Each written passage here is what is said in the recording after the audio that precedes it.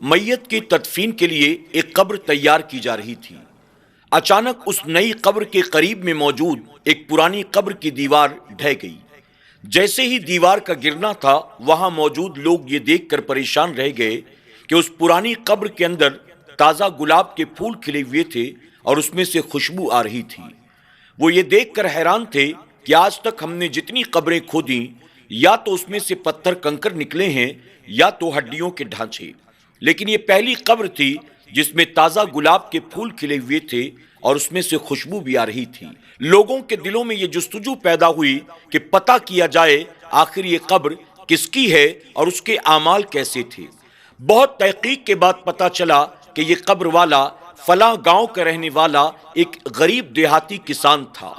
لوگ تلاش کرتے ہوئے اس گاؤں میں پہنچتے ہیں۔ اس قبر والے کے گھر پہنچے تو دیکھا وہاں ایک بوڑھی بیمار عورت موجود ہے۔ لوگوں نے اس عورت سے اس کے شوہر کے بارے میں پوچھا۔ وہ جواب دیتی ہے، میرا شوہر کوئی بہت پڑھا لکھا نیک انسان نہیں تھا، بلکہ میرا شوہر صبح اپنے کاندھے پر ہل رکھ کر کھیت کی طرف چلا جاتا، دن بھر کھیت میں مزدوری کرتا اور جو 2 پیسے کماتا تھا اسی سے ہم گزارا کرتے اور اللہ کا شکر ادا کرتے تھے۔ لوگوں نے کہا کہ جب ہم نے اس کی قبر کو دیکھا تو یہ پایا کہ اس میں تازہ گلاب کے پھول کھلے ہوئے تھے اور ان سے خوشبو آ رہی تھی۔ غور کر کے بتاؤ کہ آخر تمہارے شوہر کی وہ کون سی نیکی تھی جس کی وجہ سے اللہ نے اسے یہ مقام عطا کیا؟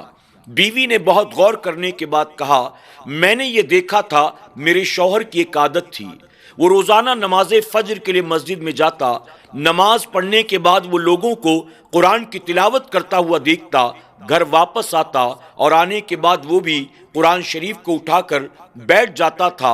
اسے قرآن پڑھنا تو نہیں آتا تھا، لیکن وہ قرآن پاک کے ہر صفحے پر اپنی انگلی کو پھیرتا جاتا تھا اور کہتا جاتا تھا، یہ بھی حق ہے، یہ بھی حق ہے، یہ بھی حق ہے۔ مجھے لگتا ہے اس کے اس عمل کی وجہ سے اللہ نے اسے یہ مقام عطا کیا ہے۔